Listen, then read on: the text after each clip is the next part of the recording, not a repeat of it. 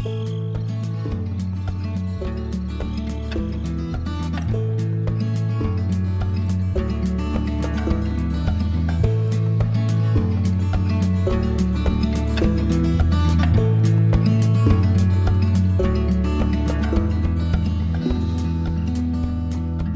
James, how are you doing?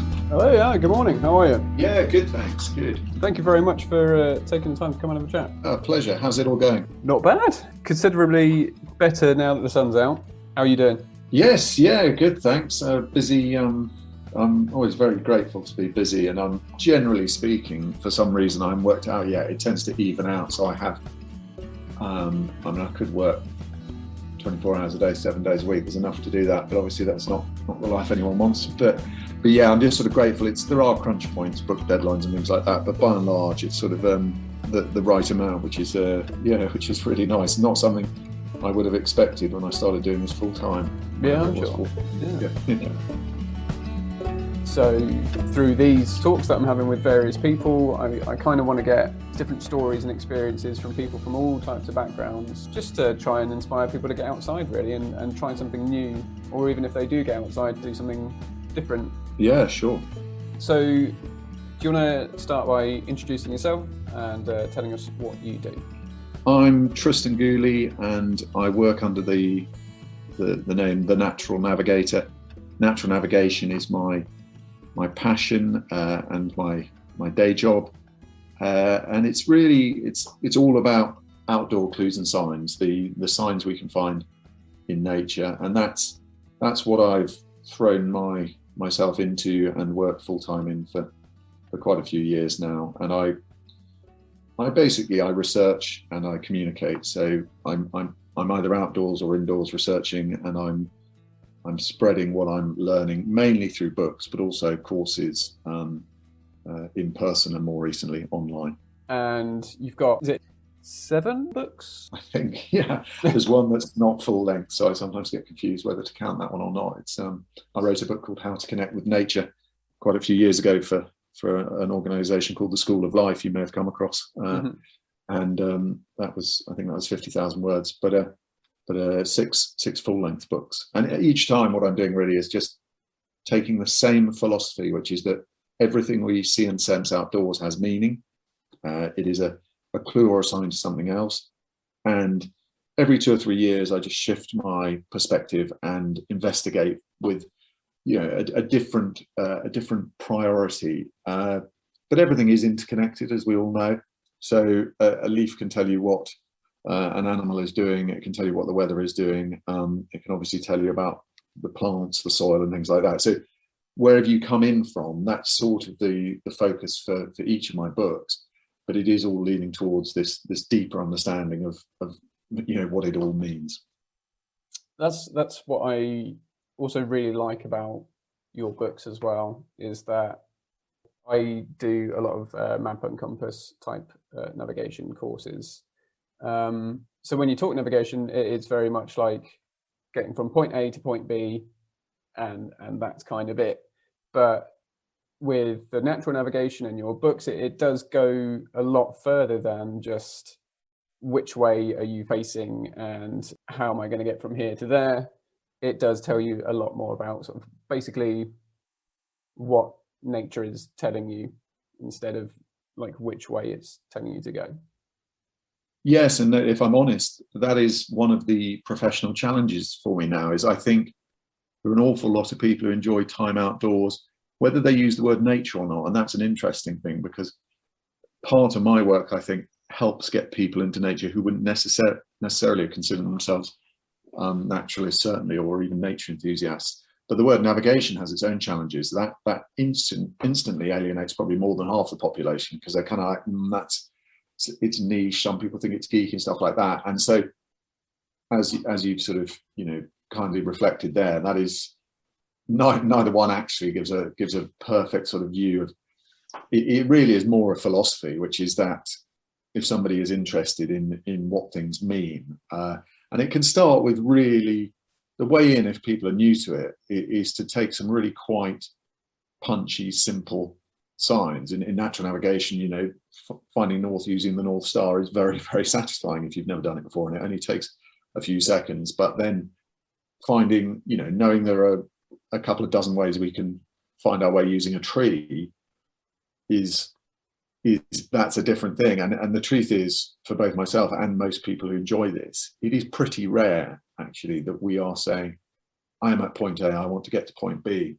And I mean, I do it probably once a week. I'll do something of that nature, but I'm always doing it because I actually want to be led down a fun sort of intellectual rabbit hole. I always want to get, quite often it's only like 1 kilometre, I just want to cross a bit of woodland. And quite often I get halfway into that, I'll be going, what is that pattern on the bark of that tree? What does that mean? And half an hour can pass and I've forgotten what the original sort of navigational aim was. But that's the joy of the subject. So where did it all start for you then? Who or what inspired you to get outside and start exploring, I suppose? I have been asked this a few times, and I don't have a perfect answer. There was an evolution of interests, but I think, if I'm honest, one of the reasons that my work sometimes appeals to people who are not dyed-in-the-wool naturalists. There are quite a lot of good nature writers who were crawling around and just all they wanted to do was see a beetle aged 8. That's all they wanted. It was just deep within them. And I'm certainly not in that camp. Perhaps I would have loved to have been, but for me, the 8, 10, 12-year-old kind of passions were not nature driven. They were journey and shaping journey driven. So I do remember, for as young as I can, I did get a lot of satisfaction. I liked maps, but there was more. It was that idea of, I honestly don't know if it has anything to do with control, but it was a more positive thing than control. It was more kind of, I wonder if I or my friends and me can sort of get from here to there, and that evolved, and the journeys got bigger, and it led to a desire to become really good at something, and that something was navigation. The interest in the shaping came before the interest in the word navigation, or the art of navigation, I should say. So, and then what happened was in shaping those skills, whilst leading a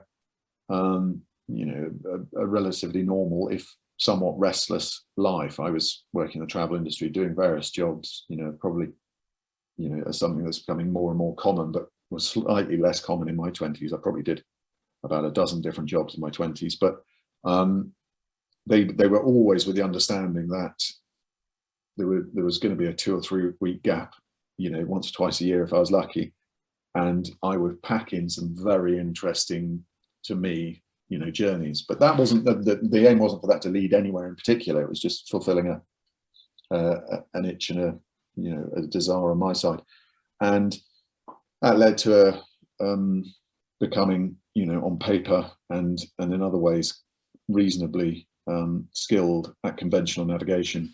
But then I turned it on its head. There wasn't a sort of stop one thing, start another thing. There was a sort of overlap where I wanted to get away from the screen's dials and digital and data-driven sort of wayfinding, which I'd happily launch myself into, and I've certainly got no complaints. It's a fascinating experience, but there was just a turning point in my 20s where I started doing very, very small journeys alongside some bigger ones.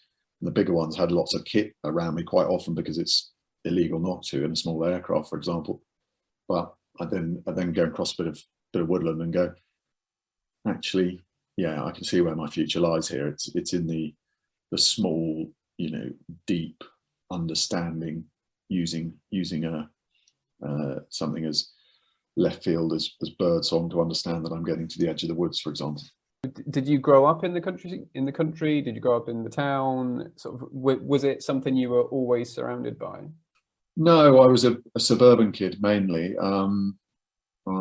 There's a not very sort of romantic. There are some romantic things to my past, and I sometimes it's I think true, but it's hard to establish exactly that I was conceived in the Sahara Desert and born on Hyde Park Corner, which in some senses, if I was a great believer in that sort of thing and various other things like horoscopes, I would try and find more meaning in that than I think there is there. But actually the truth is, between the ages of sort of 0 and maybe 18, I was a sort of suburban kid, really.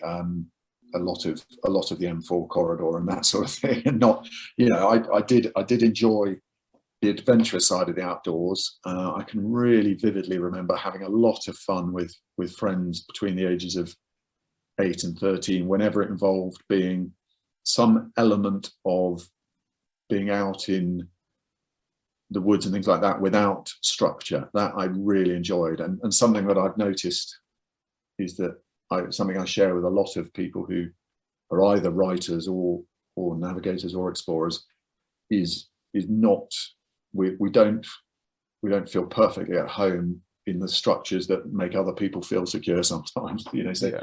the more formalized something was, the less I felt the right shaped peg in the right shaped hole. Whenever it became unstructured, that's and informal. I don't like formal things generally, but and I remember that as a child. I remember, when we were given 2 hours to just go and muck about, whether it was didn't have to be particularly wild, it could be on a football pitch, but quite often, again, not a formal game of football. I really enjoyed, just, if there was a ball there or not, didn't make a huge difference. Just unstructured time outdoors, I just adored. And that I don't know why, but that I think was pretty deep. I think that it must be, because I totally agree with you that most outdoor people, there is that sense of really not feeling at home in that structured environment, and I think it must come from our own natural instincts. So obviously we are animals, and we still have that inside us where we should be actually out in the wilderness instead of surrounded by skyscrapers and structure, I suppose. Yeah, I find that such a fascinating area, and you may have the answer I've been looking for, and I'll be impressed and all ears. But the thing I haven't got my head around yet is that 10,000 years ago, the skills that the human animal needed, you can argue the toss whether it's sort of 4 or a dozen, but it's not an awful lot. We needed to establish some form of shelter. We needed to do some hunting and some gathering. We can add a few to the list, but it's not a long list for that lifestyle. And yet I've got friends, and I'm sure you do too, who were just born to be software engineers, for example. Yeah. And maybe 10,000 years ago, they were the ones just improving the flint knapping or the design of the spear or something. But there are some people who are doing things that are so contemporary, so modern and so niche that they bear almost no relevance that I can find to life 10,000 years ago. And yet genetically, as far as I'm aware of the science, we are identical to those human animals 10,000 years ago. So in terms of aptitudes, I think we both agree that there is something deep. You call it a calling, call it an inner nature, whatever. And there are people who are just fascinated and brilliant and have a calling to do things with technology that I just don't see having any. So urban planning. Yeah, maybe they were the ones sort of saying, doing the equivalent of whatever feng shui was 10,000 years ago in terms of where the seat should be around the campfire. But I just honestly, I can't quite see it. Do you have any insights in that area? It's mind blowing. It's remarkable how we have developed from living in the jungle and the desert or wherever we started to what we are now as the most dominant thing on the planet. I've always found it fascinating how from the moment you are born, you are more or less that clean slate of this is what the human animal is, and what would happen if you didn't put all of these sort of pressures and everything in modern life upon this baby and let it grow as an actual human with those just basic instincts. What would be the difference? What would happen?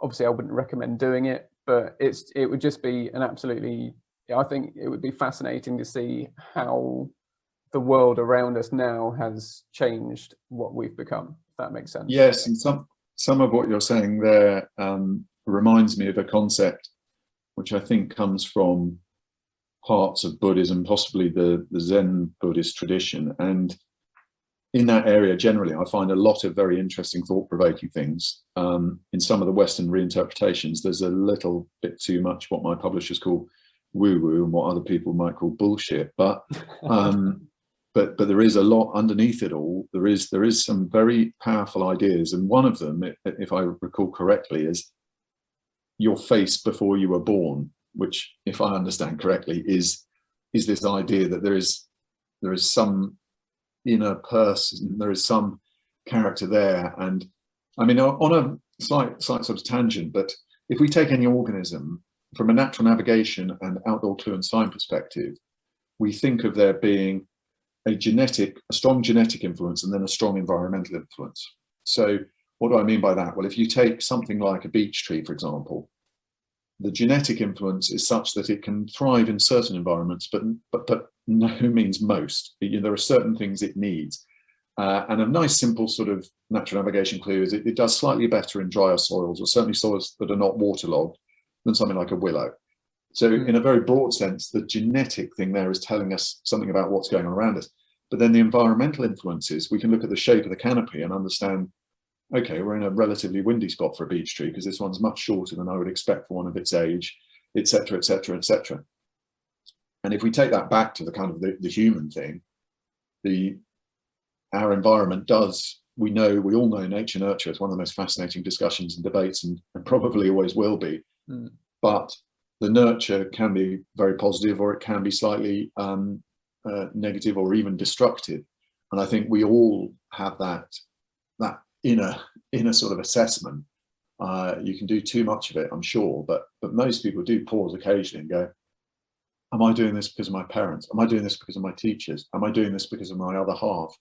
And those, that's in the right measure. I think that's a healthy process, and too much of it is probably not. But if we take all of that out, which is I think what you were perhaps sort of considering there as a thought experiment, and just that pure genetic thing before any of that, or as the Zen saying goes, your face before you're born, then that is fascinating. Who are we, each of us?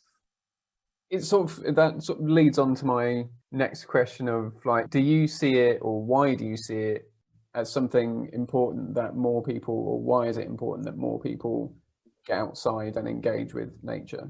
I think the one word answer, don't worry, I'll give a fuller one, but the one word is the word care. And I've come across in my work a very interesting truth, which is that our brain is malleable, and I mean it's physically malleable, as brain scientists know after injuries and things like that, but it is psychologically hugely malleable as well. And one of the most interesting areas here, which is to do with connection and the environment and where we are, and an awful lot of other things as well, is that there's a huge cultural aspect to that psychological change. So let me get a little bit more practical. If our brain apparently has to cope with 11 million inputs a second. So our senses are feeding through, and they can be very tiny things. It can be, I'm looking out of a window as I speak to you, and I'm looking out into woodland, and my brain is probably dealing with 10,000 colors, for example. So we're talking about very subtle differences there. But what the brain has to do is filter out almost all of that, because as a functional organ, it can only work with a certain amount. Now, what it chooses to function at, some of it is hardwired.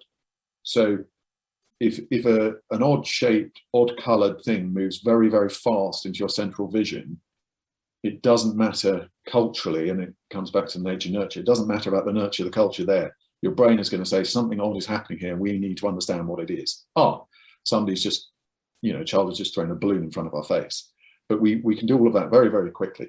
But there's a whole raft of stuff which is more optional, even if we're not conscious of the option being made. And by that, I mean, if you play computer games for 12 hours a day for 5 years, your brain has, it's not changed massively in a physical sense. Some neuroscientists might be able to pinpoint some things in the way that, like, a black taxi drivers, the black cab driver studies they did, where they they found that part of their brain had actually sort of physically changed. But I'm talking about more psychological.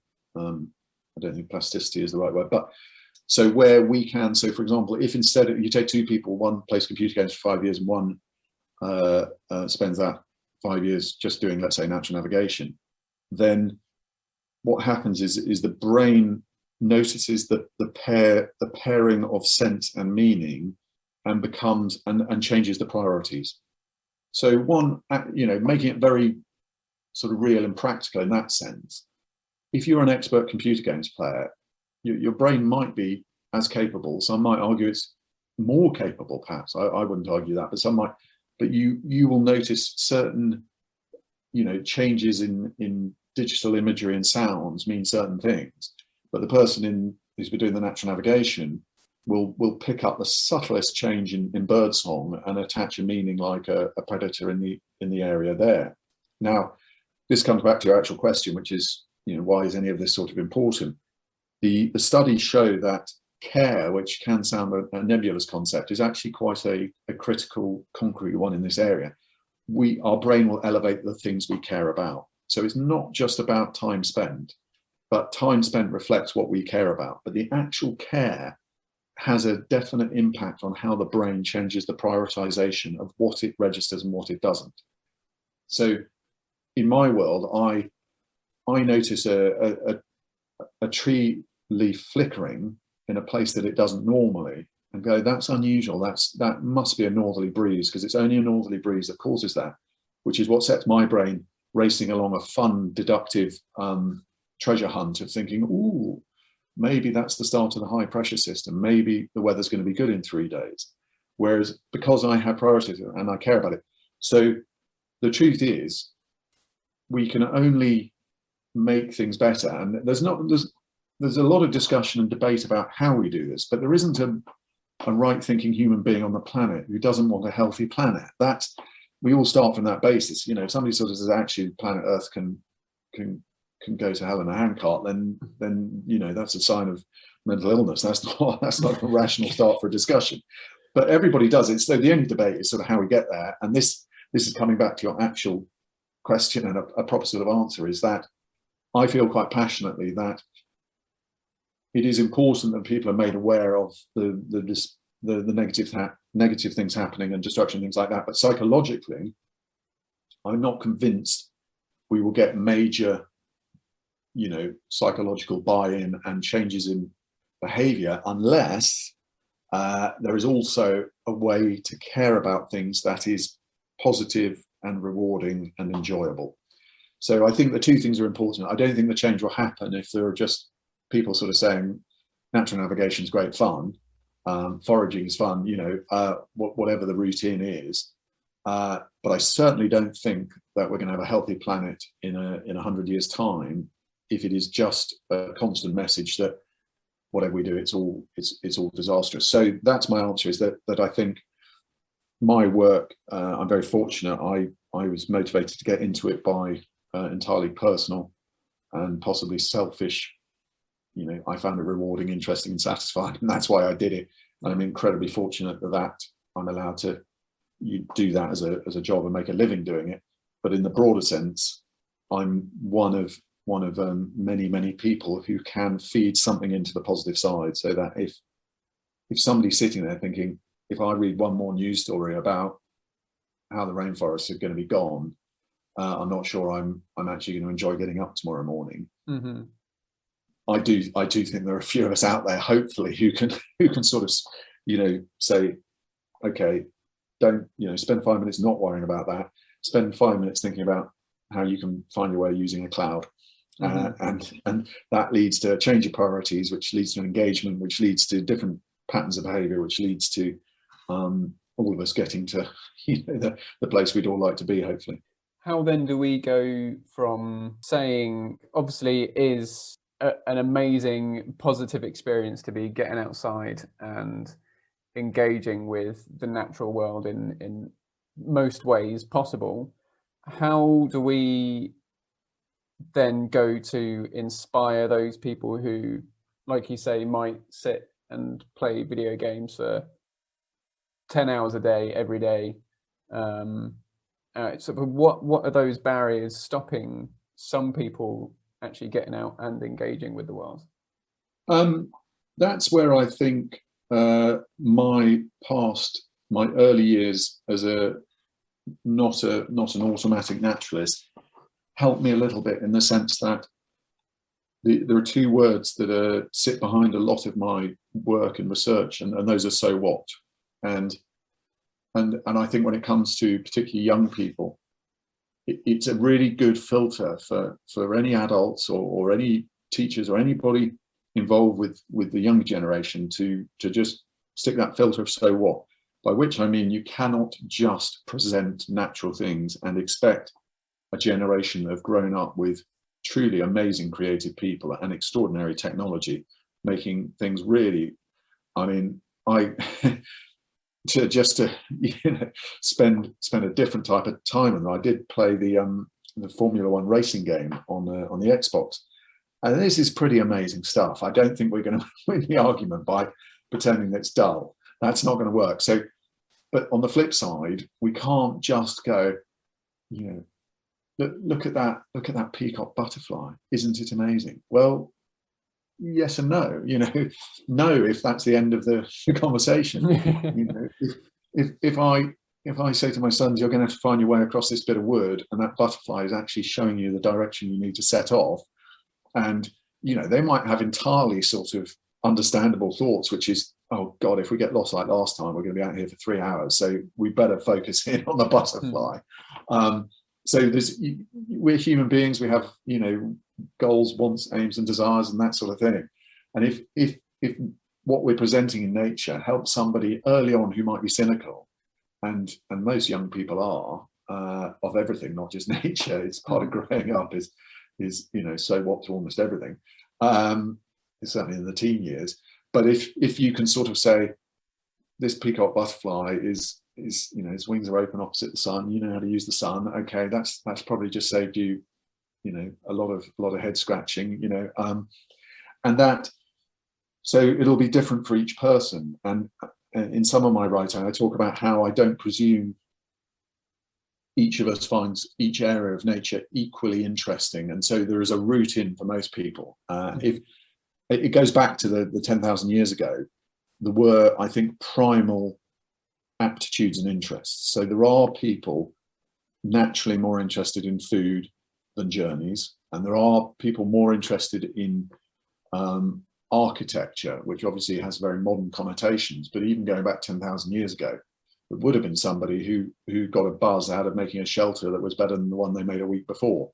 And I think each of those things is carried through into the modern world. If you find yourself interested in architecture or interior design and things like that, then understanding the structural nature of wood, for example, how the different qualities aesthetically of something like cherry wood and pine and things like that is a way in. But I do think that just saying, oh look, a wild cherry tree, cherries might be interesting to the person interested in food. The shape of the tree will be interesting in somebody's interested in journeys and navigation, and the structural and the aesthetic qualities of the wood will be interesting to the person who's interested in those sorts of things. And there are a few others, sex and conflict being two quite interesting areas. But yes, that's I think the place to come from. Pointing stuff out in nature and putting a name alongside it is, in my opinion, a pretty blunt approach. Talk about your sort of different ways in to start it. What is that one thing that made you go from so what to actually this is going to be my life and my career now? There wasn't, I don't think, one object or one moment, but there were a pair of sort of dawning realizations, which are now pillars, supporting what I do. One is the idea that nothing is random, and what I mean by that is, when I started loving natural navigation, I had the same experience that many people do when they take their first steps into it, which is thinking, ooh, I quite like these signs. They seem to work. I wonder if there is one out there. Can I find south using the shape of this tree? Okay, I've done that. Is there another one out there? And that is, you know, a really, really sort of good, typical line of thought. But the tipping point for me was the realization that absolutely everything is a sign. So that certainly didn't happen in one moment. And it's a reasonably late realization. So it's not what got me into it in the beginning, but it is certainly what. So it's probably not a fair answer to your question. The thing that at the beginning was probably that, it's probably a 3-word answer: this stuff works. And I can probably, so I'm giving you an answer to how I'm driven now more than earlier. So a better answer to your question would be probably demonstrated by a genuine thing that happened with me, the North Star and a compass. And I see it happen with other people, and I write about it, which is that if you're shown how to find the North Star for the first time, it can be quite rewarding and give you a bit of a sort of intellectual sort of tickle. Ooh. And then the next, or part of that process typically, is people will either get out a compass or the compass on their smartphone or whatever it is and check that the North Star is north.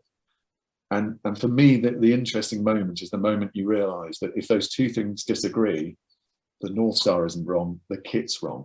Because what we're seeing is the fundamental truth, and it's the technology, whether it's reasonably sort of old and traditional like a compass or an amazingly powerful smartphone, is just doing its best to understand something that is fundamentally true. And that, you know, that is not the way I would put it to you know, particularly young people, because it is probably more philosophical than what they would find satisfying. But they will have that experience if it is put to them in a you know, in their own terms, as in, you know, if you walk towards your shadow for long enough, you'll get out of the woods, as it were, and then when it works, it's kind of like, okay, yeah. There's something quite deep happening. Yeah, I think that's kind of what sort of turned me from, I suppose, just focusing on maps and compasses to including a bit more natural navigation in what I do as well, where somebody demonstrated something as simple as the shadow stick method to find north. And it was that moment where I gave it a go, I did it, and I did get my compass out to check it. And I was like, wow, actually it does work, and it is amazing. And actually you don't need all these other bits to find your way around. You can then find like which way trees are growing in the direction and the shape of the trees and everything else. And it's one of those things now that I don't want to say it's ruined going for a walk for me, but it's one of those things where if I'm walking through a woodland or going through the fields or whatever, I see these things all the time now. You pick them up and you're like, oh, that tree is leaning that way, so that must be sort of south, and it is remarkable how quickly you can go from I have no idea what this stuff means to actually this is all amazing, and it's mind-blowing. Yes, that's lovely to hear, and that is I can certainly I still do that daily. I went for a short walk. I walked for half an hour with the dogs earlier, and that's exactly what's happening, is that I'm seeing things. And then my perfect walk is actually where I see a few dozen old friends, and that's where I do encourage people to think about this. So my books typically will introduce somebody to a few hundred clues and signs, and then what I'm saying to people is, that's all I've done, is I've introduced you. You will recognize them, you will understand what they mean, but it's then a very personal thing about the ones it comes back to the caring thing, the things that really, you know, float your boat. You know, some people find, I mean, I wrote a book called How to Read Water, and it's very, very interesting to me how tribal people are in their relationship to it. I get emails from sailors, and they are typically picking up on the same, you know, the shape of waves and the meaning of things like that is an obvious one, and the relationship between wind and water generally.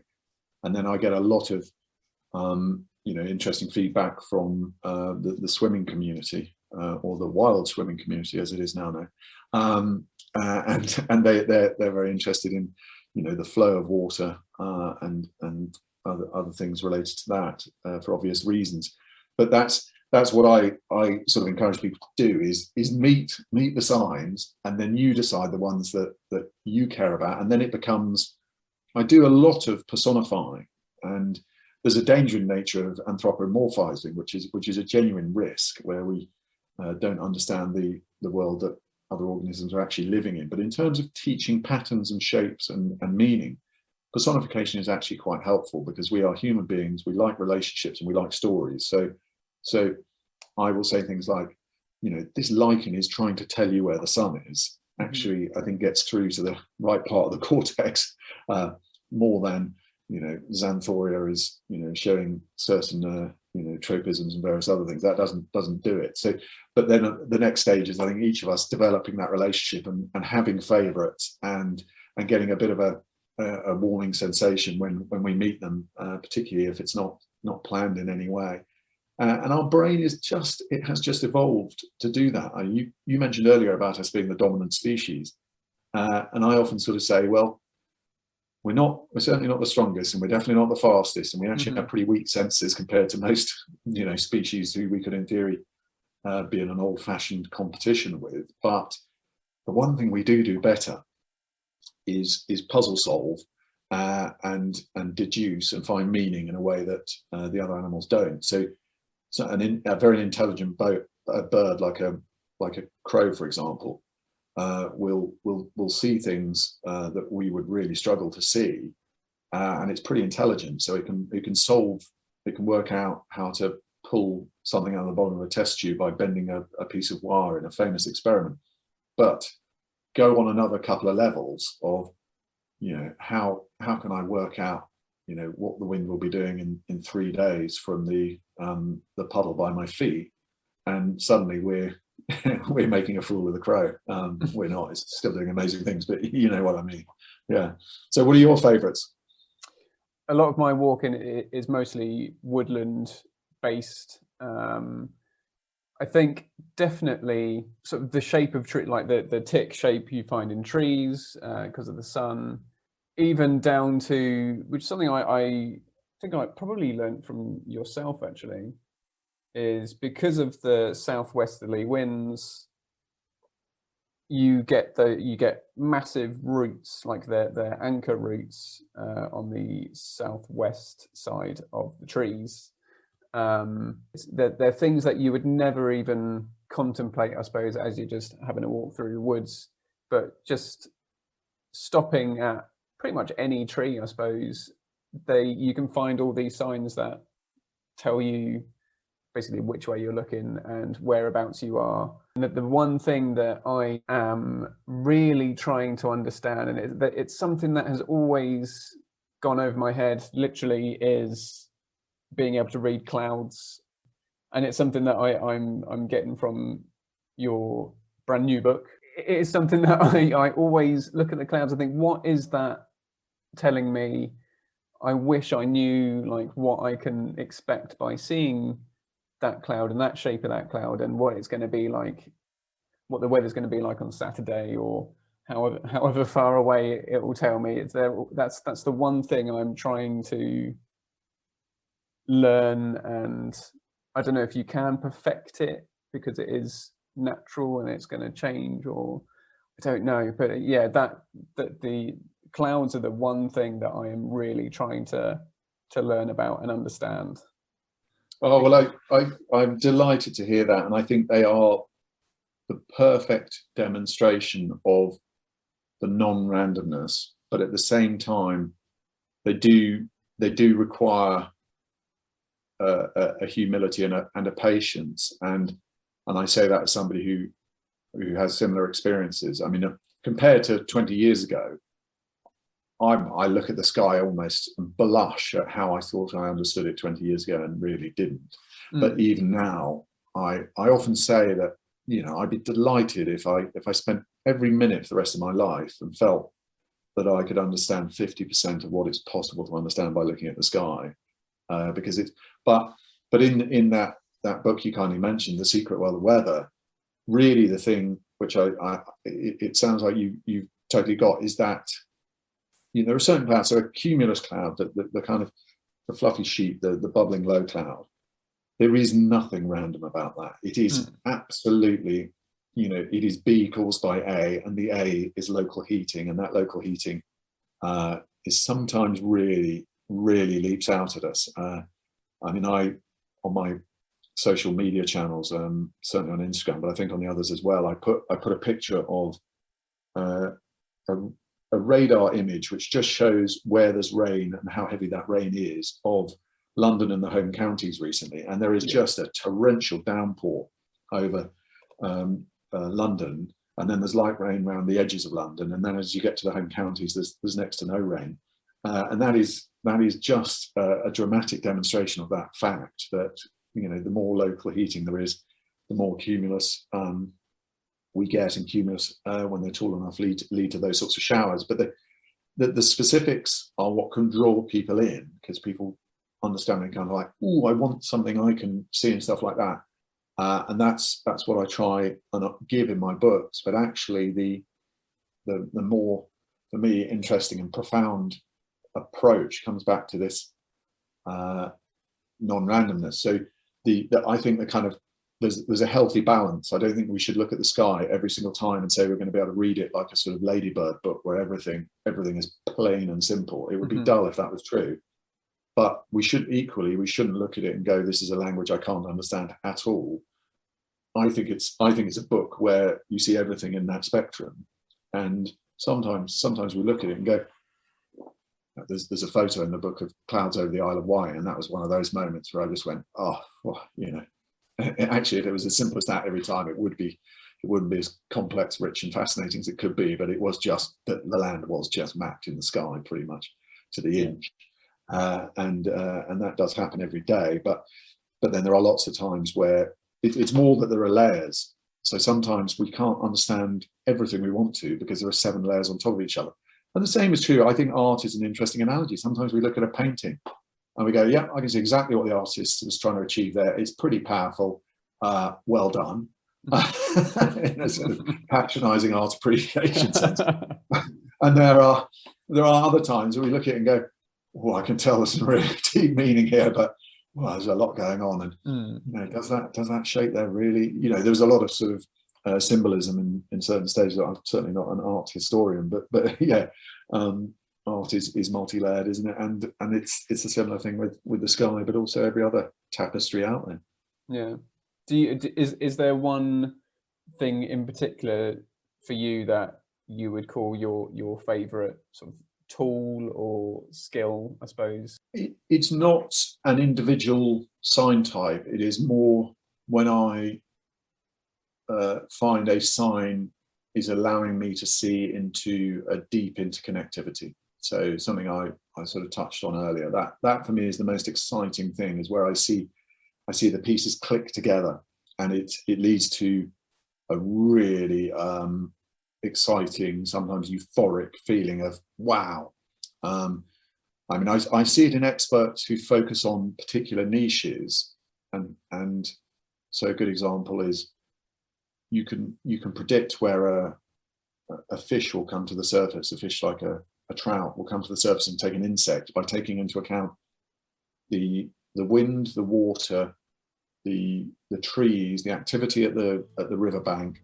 But the moment the cloud goes in front of the sun, leading to the insects on the water, where the insects will congregate because of the flow of the water. Basically, you take the fundamental pieces in that entire landscape, and you are suddenly going, you know, the cheesy way of putting it is you become psychically connected to the mind of the trout. You know what it's going to do almost before the trout does. Well, possibly even before the trout does, because you can see what the cloud is going to do in a way that perhaps the trout can't. So those, as I say, I see it. You see them even when it's not landscape or nature related. You sometimes see it in people who've perfected one craft. Somebody who's been, I've met people who make sort of sculptures out of green wood, and they spend so much time with one material that they can sort of see what the tree was going through a few years ago just by looking at it. So that's what I love, is when you get that super deep, rich contextual understanding of everything that's going on around you through a sign which acts as the key that leads you in there. Yeah, sort of that eureka moment. Definitely, yeah. I appreciate I've gone a little bit over time as to what I promised. It's been a great chat. Really enjoyed it. If people want to find out a bit more about you and hear a bit more from you and even go on to some of your courses, where can we go? Thanks very much. The sort of the base is my website, naturalnavigator.com. That has information about all of my books and my courses and talks. I'm also on social media if that's where people prefer to pick up things. All the usual channels there as well. Brilliant. Thank you very much for your time. It's been really enjoyable, really fascinating, and thanks so much, James. Yeah, I really enjoyed it too, and keep up the good work, and hope to see you out there in the woods or the hills one day soon. Absolutely, yeah, you will do. Take care. Cheers.